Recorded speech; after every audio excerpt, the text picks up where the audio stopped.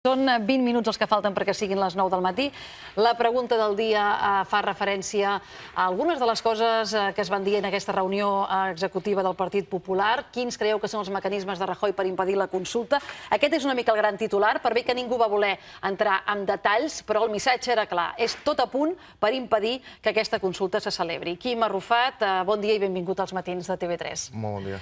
La pregunta del dia sempre la traslladem als convidats, els espectadors la poden contestar per telèfon o per les xarxes socials. Quins creu que són els mecanismes que pot tenir a punt el govern espanyol? Jo crec que té mecanismes, òbviament, preparats, perquè és un estat i perquè fa temps que els prepara i perquè té tot l'aparell de l'estat, diguéssim, al seu favor, i són instruments molt poderosos per aturar la consulta, però també, fins i tot, per ensorrar un escenari post-no consulta, és a dir, intentar primer aturar-la i després reconduir-ho. És a dir, finançarà moviments polítics, és a dir, farà altres... Ho veurem, i veurem persones conegudes separar-se als seus partits i entrar en una altra lògica finançada i d'acord amb l'Estat. I per aturar la consulta, jo crec que la primera cosa que té, que és bastant clara, són, bàsicament, il·legalitzar la consulta, suspendre la llei de consulta, suspendre el decret i deixar diguéssim, la consulta en una situació d'il·legalitat. Aquesta és una situació absolutament prevista, que la coneixem des de fa 2 anys, que s'ha anat repetint en tots els pronunciaments públics, que per tant no deixa lloc a dubte, i per la qual hem d'estar preparats i és el que estem treballant. Ara repreguntaré sobre l'altra possible resposta que vostè ha deixat oberta. Quan Gallardón diu resposta jurídica i política, la CUP descarta que en cap cas en aquesta resposta que diu tenir preparat l'Estat hi hagi l'opció de permetre fer aquesta consulta d'alguna manera?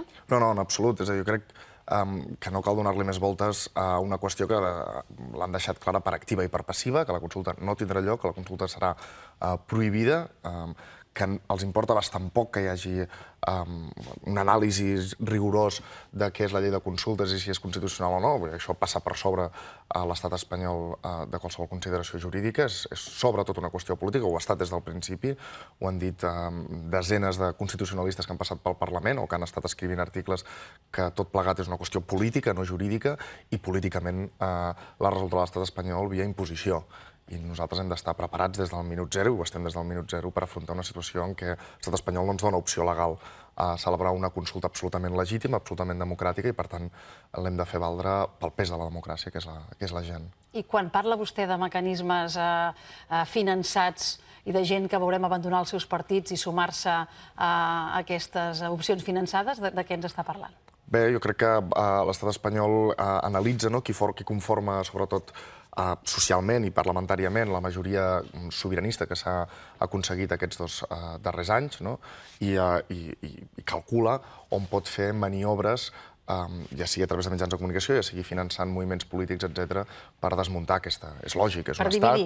Per dividir. Exacte, per desmuntar, per restar diputats, majoria, i jo crec que hi ha un moviment obvi que ell mateix ja va anunciar per part de Duran i Lleida, que va anunciar un nou moviment polític al desembre, el de centre, o sigui, de centre, catalanista, regionalista, diguéssim, el projecte històric de la dreta catalana, diguéssim, i és molt probable que ho faci en previsió d'un escenari d'eleccions plebiscitàries en les quals, amb el suport d'una part de l'estructura mediàtica, l'estructura financera de l'estat espanyol, tiri endavant un moviment polític que resti diputats, encara més diputats, a Convergència i Unió. Per tot això hi hem d'estar preparats, és a dir, no ens regalaran res, ja ho sabem des del principi, i ja és amb el que comptem. Doncs com es prepara, senyor Arrufat, la CUP per això? Perquè el 12 de desembre, partits tan diferents com Convergència i Unió, Esquerra Republicana, Iniciativa i la CUP van aconseguir un acord per una data i una pregunta que molts donaven per impossible, no? Per tant, entenc que va ser una negociació on tothom va haver de cedir una mica. Ara vostès els posaran en la tessitura de tornar-se a haver de posar d'acord en un tema en què prèviament hi arriben, com a mínim vostès segur, des de posicions diferents. Sí, òbviament allà ens vam reunir projectes polítics diferents, i cadascú fa lectures diferents del moment, etc. Això no vol dir que, òbviament, en tots els passos que vagin en la direcció de convocar la consulta, la CUP els impulsa, els reforça i s'hi suma, òbviament, no perquè ho creiem així, però, a més, perquè entenem que això és el que s'ha expressat als carrers i el que ha mobilitzat la gent. Però, òbviament, aquesta unitat, que és un valor molt important, perquè recordem que l'estat espanyol, el seu principal punt de vista, la seva principal opinió sobre nosaltres no és ni que siguem perillosos, ni que siguem un desafiament a l'Estat, ni que siguem una qüestió política ni una qüestió democràtica. El seu principal pensament sobre el que està passant a Catalunya és que no som capaços. És que no som capaços d'arribar fins al final, és que retrocedirem, ens dividirem, ens esbarallarem, no arribarem fins al dia de la consulta, no votarem, podrà comprar determinats sectors de la classe política catalana, això és el que ha fet sempre l'estat espanyol per comprar o per aturar, diguéssim, determinades voluntats populars a Catalunya i a la resta de l'Estat.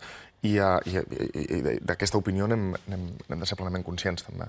I, per tant, hi hem de reaccionar. La unitat política d'aquests 4 partits és una arma molt poderosa, però no és ni un objectiu polític en si mateix ni un modus vivendi. Serveix mentre tothom està per convocar la consulta. Si els que estan liderant aquesta unitat, perquè són més nombrosos, avorten la convocatòria de la consulta, la unitat en si mateix serveix de molt poc per anar, diguéssim, anar units a qualsevol lloc no és la nostra pretensió, sinó units en la convocatòria de la consulta. Per tant, quina és la línia vermella de la CUP en aquest sentit per mantenir-se en aquesta unitat? És a dir, fins on està disposada a cedir en aquest consens que s'haurà de buscar un cop l'Estat hagi impugnat llei i convocatòria? Fins on la CUP està disposada a cedir perquè aquesta unitat es mantingui? Bé, a cedir no ho sé. Nosaltres entenem que hem tancat un acord per una data i una pregunta.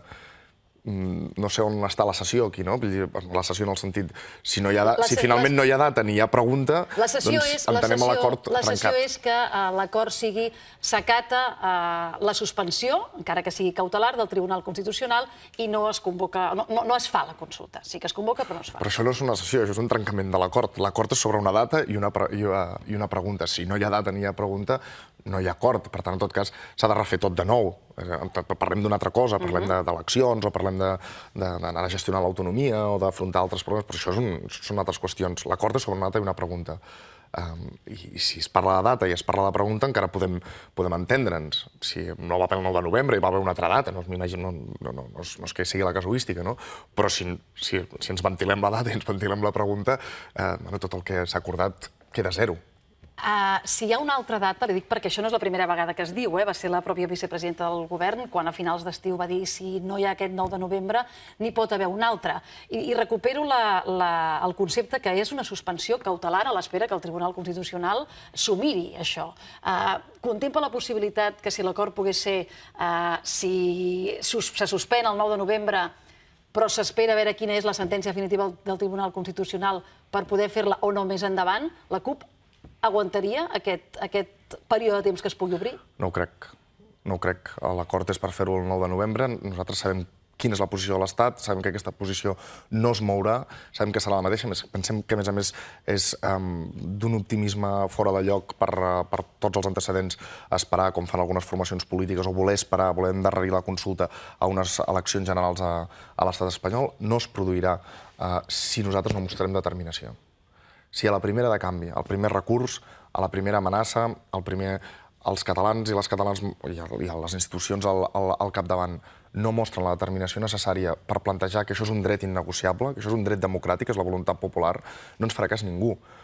O sigui, l'estat espanyol ens haurà guanyat. O sigui, haurà demostrat que en realitat no ho volem, no volem la consulta, si no som capaços d'aguantar un mínim d'atenció i un mínim de determinació. Però no només l'estat espanyol ens veurà absolutament febles i absolutament poc convençuts i entendrà que en tot cas hi havia altres interessos per gesticular, per haver estat gesticulant fins ara, sinó que la comunitat internacional difícilment respondrà a un moviment polític que a l'hora de la veritat, davant del primer recurs, de la primera sentència, etc., s'ho reformula tot i s'adapta i s'espera i no mostra cap mena de determinació ni de voluntat de complir els seus objectius polítics al costat de la majoria social del seu país. Per tant, entenc que la CUP aposta per fer la consulta, digui el que digui, al Tribunal Constitucional. Absolutament. Tenim les condicions necessàries per organitzar una consulta. No és ni una insurrecció política ni és la creació d'un estat nou de moment encara, sinó és una simple consulta a la ciutadania per saber què n'opinen de la independència. Si no som capaços d'organitzar això, si el país, els seus partits polítics, les seves institucions, no són capaces de plantejar el repte malgrat la suspensió de l'Estat, de celebrar una consulta, no un allistament massiu de gent a no se sap on, sinó una consulta, preguntar a la gent que pot opinar que sí, que no, amb unes meses electorals sobre la independència, difícilment ni podrem fer declaracions unilaterals d'independència, ni difícilment podrem fer res més, ni difícilment tindrem cap mena de credibilitat davant de cap actor internacional. Si no us heu mantingut ni ferms ni units per organitzar una consulta, no per organitzar la independència, sinó una consulta, difícilment arribarem enlloc. Hi ha qui ho veu absolutament al revés, senyor Rufat, i penso en l'entrevista que va concedir el mateix president Mas al Temps, dient si es fa una consulta que no té les garanties, perquè ara entrarem en el detall, fer la consulta igualment contravenint la suspensió voldrà dir que no es pot obligar els funcionaris a anar a treballar, no pots obligar els conserges de les escoles a obrir els llocs de votació, el paper dels Mossos d'Esquadra, ahir mateix el conseller Espadaler s'hi va referir i de fet va insistir que no es posaran en la tessitura d'haver de triar de quin costat es posen perquè no es farà res il·legal. És a dir, hi ha unes dificultats logístiques, tècniques de garantia que m'agradaria també que expliqués com les pensen superar tirant endavant una consulta d'aquesta manera. Bé, si t'has fixat que d'ella és determinant. És a dir, que una consulta no es pugui celebrar perquè hi hagi conserges que no obrin les escoles no em sembla una qüestió de garanties democràtiques. L'accés al cens... Però l'accés al cens es té garantit. Per això ja se sabia i això ho ha treballat el govern. O ens està mentint? Entenem que no, és a dir, entenem que ens està dient la veritat i té treballat, diguéssim, un registre de participants que pot ser homologable, diguéssim, en lleis internacionals o en observadors internacionals que puguin avaluar aquesta consulta. I amb els ajuntaments que hi han dit que no col·laboraran de cap manera, estic pensant en Badalona, amb l'Hospitalet, amb Castelldefels... Amb això també està preparat, la utilització d'uns espais que no siguin propietat dels ajuntaments o alternatives, diguéssim. Tots aquests esculls són absolutament salvables si hi ha determinació en celebrar la consulta. En el debat aquest de les garanties democràtiques, que s'està imposant a tot arreu, si no hi ha garanties democràtiques és com si estigués assumint... Clar, difícilment n'hi haurà, si des del principi sabíem que l'estat espanyol difícilment hi seran al 100%. Si sabíem des del principi que l'estat espanyol s'hi oposaria i posaria totes les traves possibles. Llavors no serveix ara com a excusa començar a treballar abans de convocar la consulta, alertar que no hi haurà garanties democràtiques, entengueu que més enllà de la prohibició de l'estat espanyol ens autosuspendrem la consulta.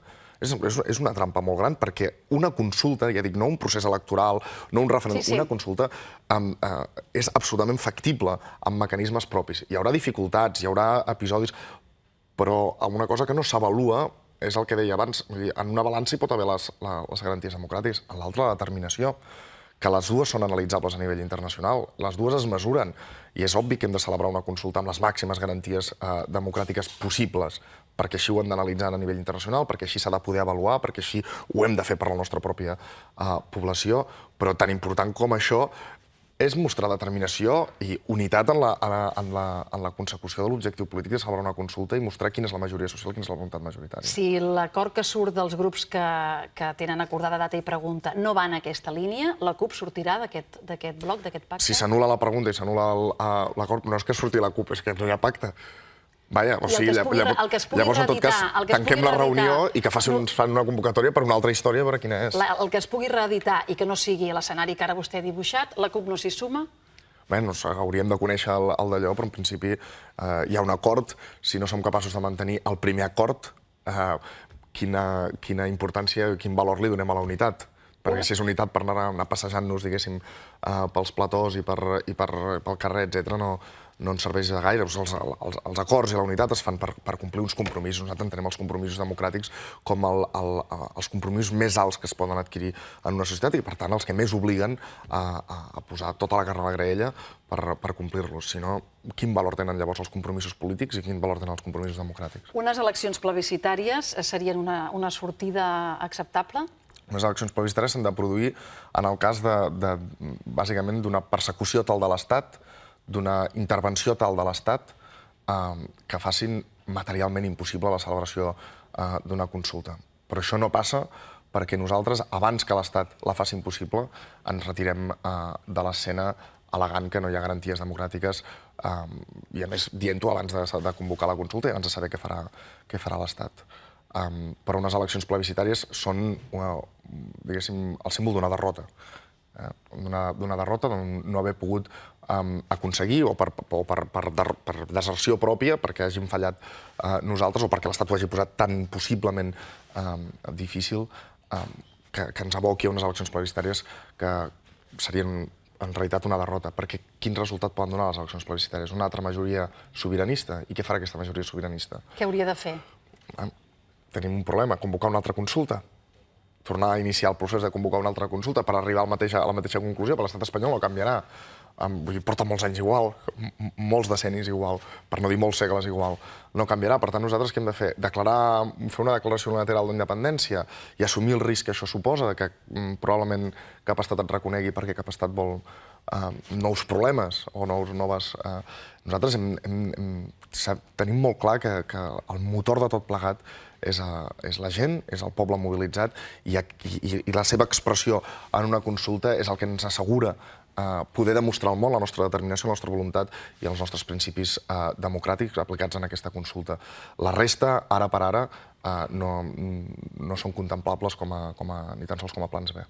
La manifestació de l'11 de setembre serà, amb tota probabilitat, una nova demostració de força d'aquesta bona part del poble mobilitzat. Vostès han dit que animen a sortir a la gent l'11 de setembre al carrer a fer una demostració d'aquesta força i a impedir justament que hi hagi pactes o renúncies a tot això que vostè ara ens explicava. Surten al carrer una mica amb la sensació de dir-li al president Mas l'estem vigilant, som aquí i no permetrem que es trenqui aquest pacte?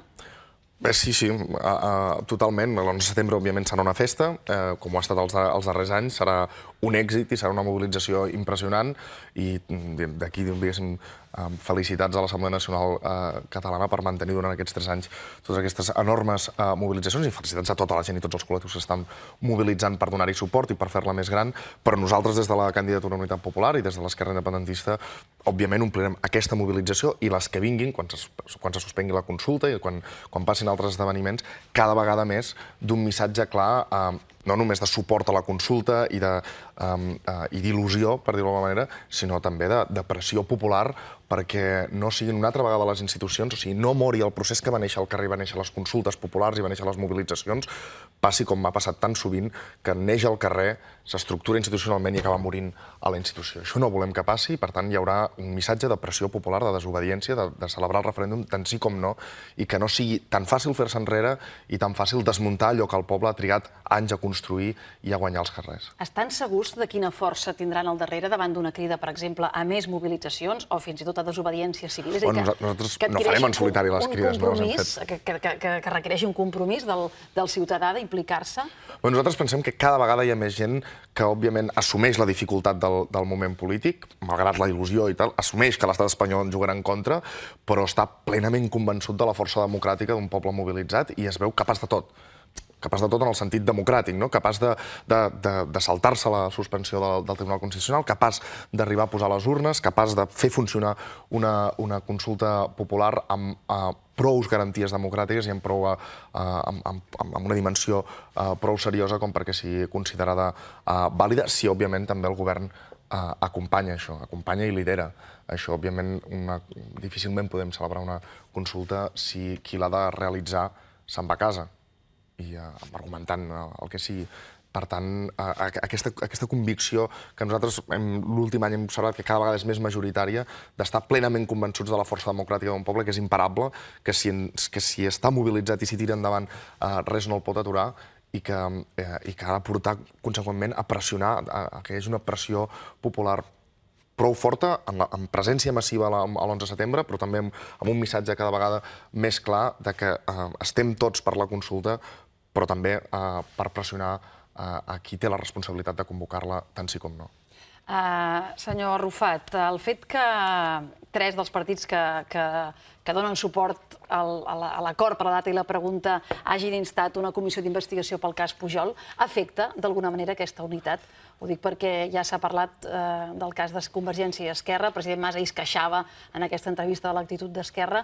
Vostè creu que el cas Pujol es barreja interessadament amb el tema del procés que viu Catalunya per tothom, tant per qui el vol perjudicar com per qui vol salvar, entengui'm, Pujol a través del procés? Home, hi ha una utilització política del cas Pujol, òbviament. És a dir, per què no es fa abans pública aquesta informació? Per què no se'n fan més de públiques d'altres personatges? Això és obvi, no se li escapa a ningú, no dic res de nou. La reacció que hem tingut determinades formacions polítiques, cadascú diguéssim dels seus matisos, però òbviament es produeix quan surt aquesta notícia com s'hagués produït en qualsevol altre moment polític. El que no entendria ningú és que, diguéssim, amb la bandera intentéssim tapar un cas de corrupció tan flagrant com el de Jordi Pujol, i a més de frau polític tan enorme com el que ha representat la confessió de Jordi Pujol. Però mira, abans de venir cap aquí, justament sentia per la ràdio a Mònica Terribas que citava a Joan Sales, crec, en les seves cartes de Màrius Torres, i deia, quan us parlin de restaurar la pàtria,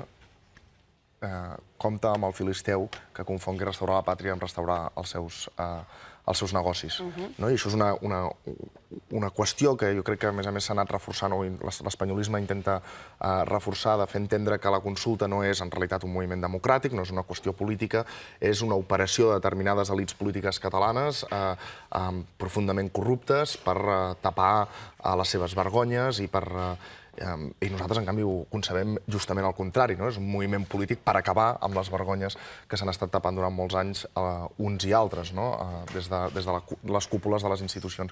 I, per tant, si l'estat espanyol ens amenaça amb que com més anem cap a la independència, més casos de corrupció destaparà, doncs nosaltres apretem l'accelerador cap a la independència, però sense cap mena de dubte. I, per tant, que caigui tothom que hagi de caure fins fer net del tot. Creuen que ha de comparèixer Artur Mas en aquesta comissió d'investigació? Dic perquè ja el Partit Popular ho ha demanat, Ciutadans també. Nosaltres no se n'ha parlat gaire, perquè ho hem insistit, però em sembla que no se'n va parlar gaire. Quan al juliol vam demanar la compareixença immediatament al cap de poques hores, com ho van fer la resta de formacions polítiques, unes hores abans, unes hores després, nosaltres vam demanar més compareixences. Vam demanar la de Felip Puig.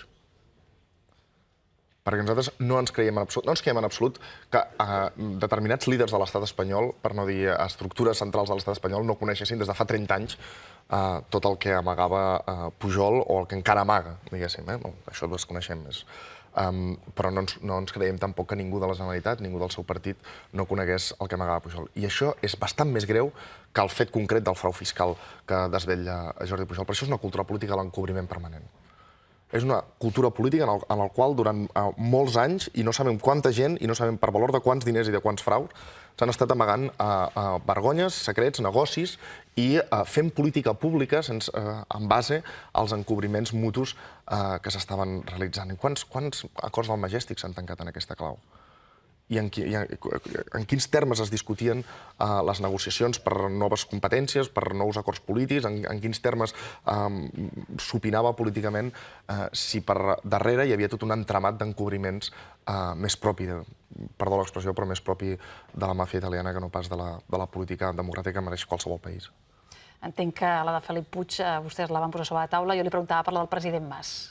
Sí, haurem d'analitzar si creiem necessari que té alguna vinculació real, és a dir, nosaltres no demanem compareixences perquè sí, la de Felip Puig ho demanem en base a informacions que tenim i que, en tot cas, que ell ha d'explicar, vull dir, les informacions, òbviament, que no, si fossin demostrar-les, les portaríem als jutjats, però que nosaltres pensem que té una responsabilitat. Del president Mas, de moment, encara no hi veiem la vinculació, però seria bastant lògic que si s'amplia la comissió i es fa com nosaltres hem desitjat que es fes, no només centrada en la família Pujol com volien determinades forces polítiques, sinó centrada en el frau fiscal, l'evasió fiscal i en altres pràctiques de corrupció que hem descrit, és probable que hagi de comparèixer bastanta més gent per explicar com ho veuen. En aquest sentit, deixa'm preguntar si vostès finalment se sumaran o no a la querella que ha presentat Guanyem, a la qual s'hi han sumat diferents entitats veïnals i també Iniciativa.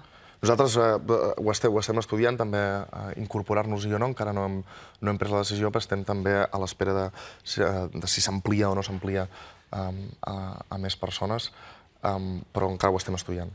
Suposo que també entra en la fase d'estudi possibles futures aliances de la CUP per possibles noves conteses electorals, que ara mateix no sabem quina serà primer. Crec que la setmana que ve comencen les converses que obre Guanyem amb diferents formacions polítiques. Bé, és òbviament en moments excepcionals, es faci o no es faci la consulta seran plebiscitàries, per tant, si es fa anem cap a un estat nou o no, o si no es fa, seran plebiscitàries tant les municipals com les anticipades probables o les que hi hagi, i per tant en moments excepcionals també la CUP haurà de fer segurament gestos excepcionals, perquè cada vegada nosaltres érem un cavall de Troia a les institucions, crec que hem fet una mica la funció d'obrir les portes del Parlament a una determinada indignació en clau democràtica, en clau social i en clau nacional, que era el que preteníem. Això s'ha anat ampliant i s'ha anat reflectint en cada vegada més moviments i més, no gràcies a la CUP només, sinó gràcies al moviment popular, que cada vegada és més nombrós, i d'acord amb això també s'hauran de formular, de fer fórmules polítiques que recullin tota aquesta indignació, tot aquest moviment popular, i puguin representar-lo fidedignament a les institucions. Aquest cavall de Troia, que efectivament jo li volia preguntar quin balanç en fan després de 2 anys a una institució com el Parlament, es pot engreixar una mica si se sumen esforços? El cavall de Troia, no? El cavall de Troia tenia una funció, com se sap, que era obrir les portes, entrar dins de la fortalesa. Sí, però pot haver-hi més o menys soldats a dins. No, ara han de sortir els soldats. Els soldats, una vegada dins, diguéssim, ara han de sortir, fins i tot, nosaltres, diguéssim, han sortit del cavall, jo crec, i han obert les portes, i el que ha d'entrar és ara bastanta més gent fins a fer-nos nostra Troia, no? Jo crec que aquesta funció l'hem complert. Crec que érem 3 diputats, teníem els recursos que teníem i tenim els recursos que tenim, però hem estat molt actius, hem intentat plantejar una sèrie de debats, hem intentat canviar el vocabulari polític, tensionar en favor de la consulta, tensionar en favor dels drets democràtics, tensionar en favor dels drets socials, i crec que aquesta funció, que en un escàs any i mig que hem estat actius al Parlament, no hi ha hagut més temps, no?